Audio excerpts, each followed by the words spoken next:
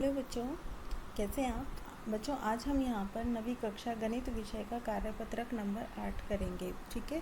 और ये हमें 23 जुलाई 2021 को मिल रहा है।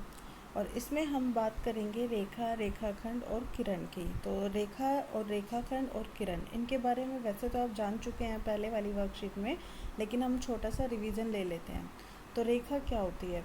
साधारण शब्दों में जो सरल रेखा होती है वो बिंदुओं से मिलकर बना हुआ एक सीधा रास्ता है। यानी कि अगर बहुत सारे बिंदु हम जैसे यहाँ पे इस प्रकार से रख देते हैं और इनको आपस में मिला देते हैं तो ये रेखा बनती है। लेकिन साथ साथ में क्या है कि जिसका कोई अंत बिंदु नहीं है, अंत बिंदु नहीं है, यानी कि दोनों तरफ ये बढ़ती रहती है, असीम रूप से फैलती रहती है। तो रेखा को उस पर स्थित किन्हीं दो बिंदुओं के द्वारा नामित किया जा सकता है। कोई भी दो बिंदु इसके ऊपर ले लो, जैसे कि यहाँ पे इस बिंदु को ले लो ए और इसको ले लो बी, तो इसका नाम हो जाएगा ए बी, ठीक है। और इसको प्रदर्शित करने के लिए आप क्या करते हैं, ए बी लिखेंगे और ए बी के ऊपर ऐसे रेखा का जो है वो छोटा सा एक चिन्ह बना देते हैं इस प्रकार से, ठीक है। इसके बाद दूसरा जो है वो आपके पास रेखाखंड है। और रेखाखंड जो होता है वो आपकी रेखा का एक भाग होता है, ठीक है। मतलब रेखा का एक टुकड़ा होता है जिसके दोनों ओर अंत बिंदु निश्चित है, यानी कि जिसके जो किनारे हैं, एंड पॉइंट है, वो निश्चित होते हैं। तो निश्चित होते हैं तो ये ए और बी इसके किनारे हो गए हैं। यहाँ पे कहीं तीर नहीं लगा हुआ है, और तीर नहीं लगा हुआ है इसका मतलब ये आगे तक नहीं फैलेगी, यहीं तक ही रहेगी, ठीक है। और इन दोनों अंत बिंदुओं के द्वारा ही इसका नाम लिखा जाता है ए बी। और ए बी के ऊपर यहाँ पे क्या करते हैं, एक छोटा सा रेखाखंड ऐसे बना देते हैं जिसका मतलब है कि ये ए बी रेखाखंड है, ठीक है। इसके बाद यहाँ पे आपके पास तीसरा जो पार्ट है वो है किरण का। तो बच्चों किरण आपके पास रेखा जो होती है, मतलब रेखा तो देखो ऐसी होती है, अगर इस रेखा को बीच में से कहीं पे काट दोगे ऐसे तो ये आपके पास यहाँ से यहाँ तक क्या मिल जाएगा, रेखाखंड। लेकिन उसी रेखाखंड में आप क्या करेंगे, अगर किसी एक तरफ तीर का निशान लगा देंगे, ठीक है, और दूसरी तरफ क्या करेंगे, मतलब उसका अंत बिंदु निश्चित कर देंगे, तो एक तरफ तो वो बंद हो रही है, ठीक है, लेकिन दूसरी दिशा में तीर का निशान लगा हुआ है तो दूसरी दिशा में वो अनंत है, यानी कि आगे तक बढ़ती जा रही है। तो इस प्रकार की जो आपके पास रेखा का भाग होता है उसे आप कहेंगे किरण। और किरण को आप बच्चों इस प्रकार से प्रदर्शित करते हैं, ठीक है। अब यहाँ पे हमारे पास कुछ आकृतियाँ दी हुई है, हमें बताना है कि वो क्या है। अगर हम सबसे पहले देखें तो यहाँ पे देखो P बिंदु पर तो डॉट है, ठीक है, और Q पे तीर का निशान, तो एक तरफ तो अंत बिंदु है और एक तरफ अनंत की तरफ है, तो ये आप इस प्रकार से प्रदर्शित करेंगे और ये आपके पास क्या हो जाती है, किरण हो जाती है, ठीक है बच्चों, ये आपके पास क्या है, किरण है। अगर दूसरा पार्ट हम देखते हैं तो दूसरे पार्ट में दोनों तरफ ही यहाँ पे डॉट लगे हुए हैं, अंत बिंदु लगे हुए हैं, तो ये हमारे पास क्या हो जाता है, रेखा का एक भाग हो जाता है, यानी कि ये हमारे पास यहाँ पे रेखा खंड हो जाता है, ठीक है बच्चों, रेखा खंड। और तीसरा जो पार्ट है उसमें अगर हम ऐसे चले तो दोनों तरफ क्या होते हैं, यहाँ पे तीर के निशान लगे हुए होते हैं, और दोनों तरफ तीर के निशान लगे होते हैं, तो ये हमारे पास यहाँ पे हो जाती है रेखा, ठीक है बच्चों, ये हमारे पास यहाँ पे क्या है, रेखा है। अब इसके बाद हमारे पास यहाँ पे कुछ गुण हैं इनके, जिनकी हम पुनरावृत्ति करते हैं, और इसमें हम बात करते हैं कोण की। तो बच्चों कोण क्या होता है कि एक कोण जो होता है एक बिंदु पर मिलने वाली दो किरणों या दो रेखाखंडों के द्वारा बनाई गई आकृति है। यानी कि जैसे एक किरण यहाँ बना दो और एक किरण यहाँ पे बना दो, तो इनके बीच में ये जो बना ये क्या कहलाएगा, कोण। अब ज़रूरी नहीं है यहाँ किरण होना चाहिए, रेखाखंड भी अगर यहाँ पे होंगे, मतलब दोनों तरफ यहाँ पे अंत बिंदु होंगे तो भी क्या बनेगा, कोण बनेगा। अब यहाँ पे बहुत सारे कोण बनते हैं कब, जब दो रेखाएं या रेखाखंड एक दूसरे को प्रतिच्छेद करते हैं, यानी कि काटते हैं, तब जो कोण बनते हैं वो कौन कौन से होते हैं, ज़रा देखिए आप। ये देखिए ये पहले वाला फिगर देखो, ये वाली आकृति देखो, इसमें आप देख रहे हो कि दो रेखाएं एक दूसरे को काट रही हैं और यहाँ पर एक दो तीन चार चार कोण बन रहे हैं। तो बच्चों इनमें से ये जो ऐसे आमने सामने के कोण होते हैं, ठीक है, शीर्षाभिमुख कोण बोलते हैं उनको, शीर्ष अभिमुख, यानी कि शीर्ष और अभिमुख का मतलब उसके आमने सामने, जैसे कि ये वाला शीर्ष है, इसको मतलब जहाँ पे ये एक दूसरे को काट रही है तो ये बिंदु तो हो गया शीर्ष, ओ बिंदु, ठीक है। और इस ओ बिंदु के आमने सामने आ जाओ, चाहे इस तरफ आओ चाहे इस तरफ आओगे, ये आपके कहलाएंगे शीर्षाभिमुख कोण। तो कोण 1 और 3 बराबर होगा, और इसी प्रकार से कोण 2 और कोण 4 भी आपस में बराबर होंगे, ठीक है। और दूसरी बात, अब हम यहाँ पर देखेंगे सरल रेखा युग्म। तो सरल रेखा युग्म मैं आपको यहाँ पे बता देती हूँ क्या होता है। एक सेकेंड, हाँ जी, सरल रेखा युग्म का मतलब है जो सरल रेखा पे बने। जैसे कि ये एक आपके पास सरल रेखा है, तो इस सरल रेखा के एक तरफ कौन कौन से कोण बन रहे हैं। तो एक तरफ अगर हम देखेंगे तो कोण 2 और कोण 1 बन रहा है, ठीक है। यानी कि कोण 1 और कोण 2, इन दोनों का जो योग होगा वो हमारे पास कितना होगा, 180 डिग्री। और ऐसे ही इस तरफ देखेंगे तो 3 और 4 बन रहे हैं, ठीक है। तो 3 और 4 का भी योग कितना होगा, 180 डिग्री होगा, ठीक है बच्चों। अब जैसे ये तो आपने ये वाली सरल रेखा देखी थी, अगर आप यहाँ पे कोई और सरल रेखा देखते हैं, जैसे कि मान लीजिए आपने ये वाली सरल रेखा देखी, तो आपके पास इस तरफ के कोण कौन कौन से हैं, कोण 1 और कोण 4, ठीक है। और आपके पास इस तरफ के कोण हैं, कोण 2 और कोण 3। यानी कि कोई भी जो दो कोण होंगे जो सरल रेखा के अंदर बन रहे होंगे, एक ही तरफ बन रहे होंगे, उनका योग 180 डिग्री होता है और उन्हें हम बोलते हैं सरल रेखा युग्म, ठीक है। इसके बाद अब हमारे पास यहाँ पे कुछ और यहाँ पे होते हैं, उनको भी हम देख लेते हैं। अभी तो देखो हमने देखा था कि दो जो रेखाएं हैं वो नॉर्मली एक दूसरे को काट रही थी आराम से, ठीक है। लेकिन अब हमसे कह रहे हैं कि दो समांतर रेखाएं काट रही है, यानी कि एक रेखा अगर ऐसे है तो दूसरी रेखा भी ऐसे है, ठीक है, समांतर।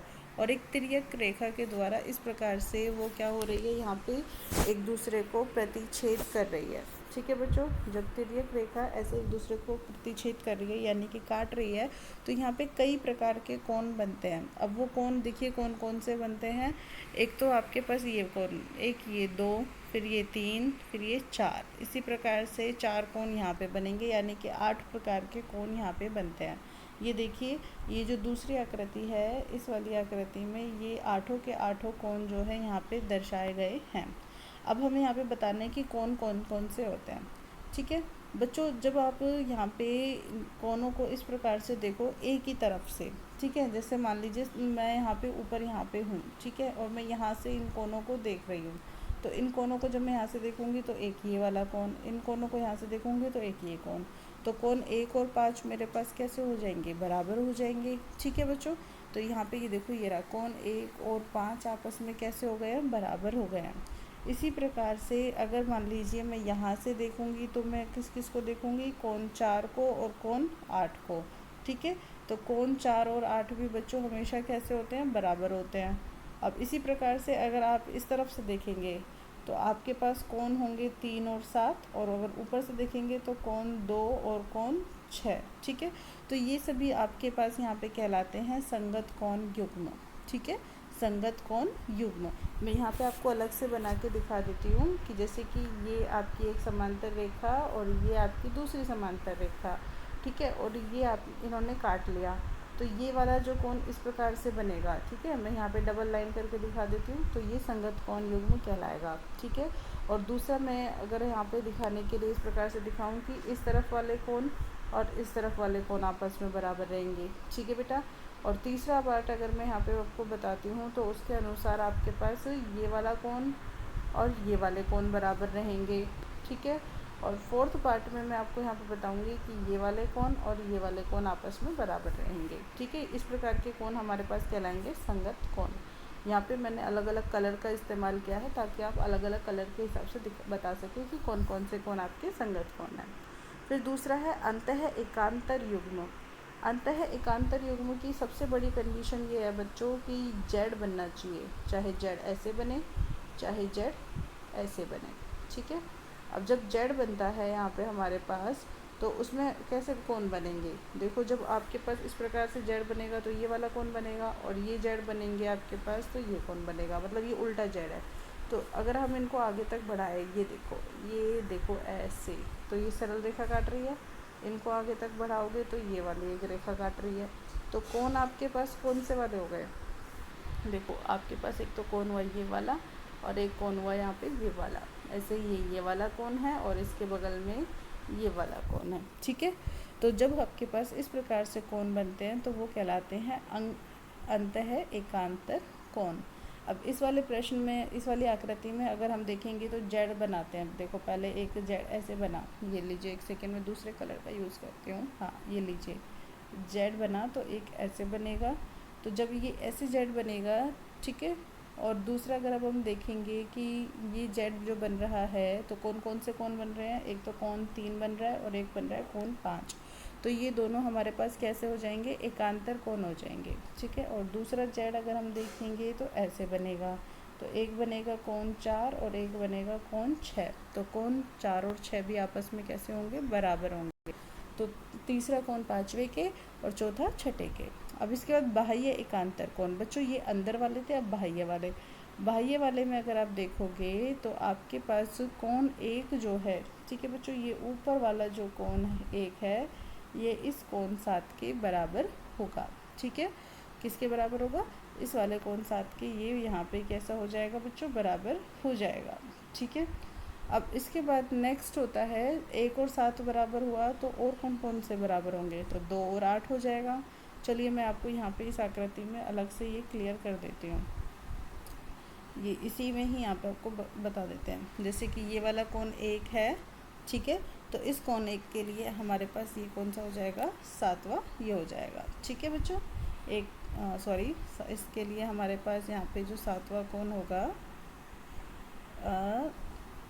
ये वाला कोण हो जाएगा, ठीक है। अंतर ये आपके पास होंगे बाह्य एकांतर कोण। और इसी प्रकार से कोण 2 आपके पास बराबर होगा किसके, कोण 8 के, ठीक है। तो कोण 2 हमारे पास ये वाला कोण होगा और इसके बाह्य में ये वाला कोण होगा, ये होंगे बाह्य एकांतर कोण। और तीसरी बात है यहाँ पे, नहीं चौथी बात है कि तिर्यक रेखा जो है उनके द्वारा बने हुए एक ही जो अंतः कोण होते हैं वो संपूरक होते हैं। संपूरक मतलब 180 डिग्री, एक ही तरफ जो कोण बनेंगे वो संपूरक। अब जरा इस आकृति में अगर हम देखें, ये लीजिए मैं यहाँ पे बता देती हूँ, ऐसे ये देखो, जैसे कि ये एक समांतर रेखा है, 2 समांतर रेखाएं ये काट रही हैं, तो एक तरफ वाले बनने वाले कोण ये दोनों हुए ना। अगर मैं इन दोनों को नाम दूँ 1 और 2, तो बच्चों 1 और 2 इनका जो योग होगा, कोणों का जो योग होता है वो किसके बराबर हो जाएगा, यहाँ पे 180 डिग्री के बराबर होगा, ठीक है। ऐसे ही इस तरफ के जो कोण बनेंगे उनका योग भी कितना हो जाएगा, 180 डिग्री के कोण के बराबर हो जाएगा, और वो कैसे कहलाएंगे, संपूरक। अब हमारे पास यहाँ पे एक आकृति है, ये देखिए, इसमें आपको कुछ प्रश्न पूछे हुए हैं, हम उन्हें करेंगे, ठीक है। अब यहाँ पे हम देख रहे हैं कि 2 समांतर रेखाएं हमारे पास, एक तो L है और दूसरी है M, और N जो है उनको काट रही है, ये है तिर्यक रेखा, ठीक है। और यहाँ पे बहुत सारे कोण बन रहे हैं। अब कोण 1 का मान हमें दिया है 115 डिग्री, ठीक है बच्चों। कोण 1 ये वाला जो कोण है ये हमें यहाँ पे इन्होंने बोल दिया है कि 115 डिग्री के बराबर है।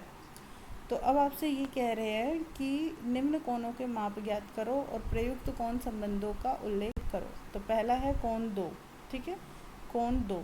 अब बच्चों कोण 2 यहाँ पे है इस तरफ, अब ये कितना का होगा, अगर अब हम ध्यान से देखें तो ये ऐसे एक सरल रेखा है और सरल रेखा के एक तरफ ये दोनों कोण बन रहे हैं, कोण 1 भी और कोण 2 भी।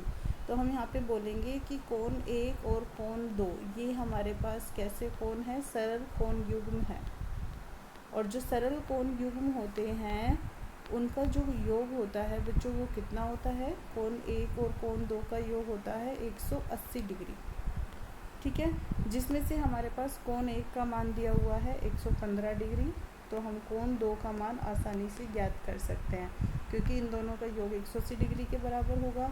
तो कोण 2 बराबर होगा हमारे पास 180 डिग्री माइनस 115 डिग्री। अगर आप 180 में से 15 घटाएंगे, 115 घटाएंगे तो आपको मिलेगा यहाँ पे 65 डिग्री, ठीक है बच्चों। तो 65 जो है आपके पास यहाँ पे उत्तर हो जाता है, यानी कि कोण 2 जो है वो आपके पास बराबर आ जाता है 65 डिग्री के, ठीक है। अब ये कहते हैं कि कोण 3 का मान क्या है, तो कोण 3 तो आपके पास यहाँ पे है। अब ये किसके सामने है, देखो ये 1 और 3 है ना, 1 और 3 इसके सामने है, यानी कि ये कोण 1 के बराबर होगा, और कोण 1 क्या है, 115 डिग्री के बराबर है। और इसका आप कारण क्या देंगे, अगर कारण आपसे पूछा जाता है तो ये हमारे पास यहाँ पे शीर्षाभिमुख कोण है, ठीक है। कौन से कोण है, शीर्षाभिमुख कोण है। अब नेक्स्ट आ जाता है, अब हमसे भी पूछ रहे हैं कि कोण 5 कितना है, 5, ये रहा कोण 5। अगर अब आप बताओगे तो कोण 5 जो है वो आपके पास कितने डिग्री का है, देखो ये कोण 1 है आपके पास और ये कोण 5 एक तरफ से देख रहे हो ना, तो ये संगत कोण है, और संगत कोण है तो आपस में कैसे हो जाएंगे, बराबर हो जाएंगे। और जब बराबर हो जाते हैं तो इसका मतलब कोण 5 भी कोण किसके बराबर होगा, एक के ही है ना, ये देखो, हाँ जी, एक के ही बराबर है। तो इसका मतलब इसका मान भी 115 डिग्री होगा, और ये कोण हमारे पास है कैसे, संगत कोण। अब अगला है यहाँ पे कोण 8। कोण 8 देखिए, ये कोण 8 है यहाँ पे।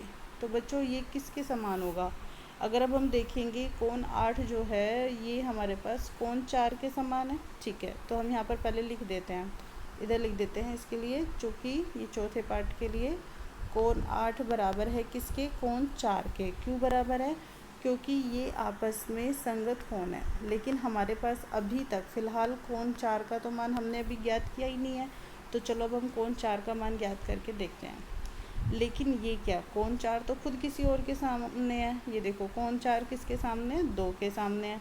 इसका मतलब ये आपस में बराबर हो जाएंगे। तो हम यहाँ पर लिखेंगे कि कोण 4 जो है वो कोण 2 के बराबर है। क्यों है, क्योंकि ये हमारे पास शीर्षाभिमुख वाले कोण है।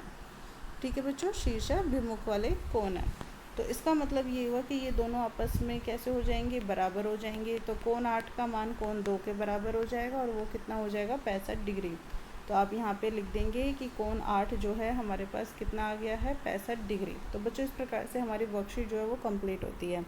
अगर आपको अच्छी लगी हो तो लाइक कमेंट जरूर कीजिएगा, और चैनल को सब्सक्राइब भी कीजिएगा। Thank you so much for watching this channel.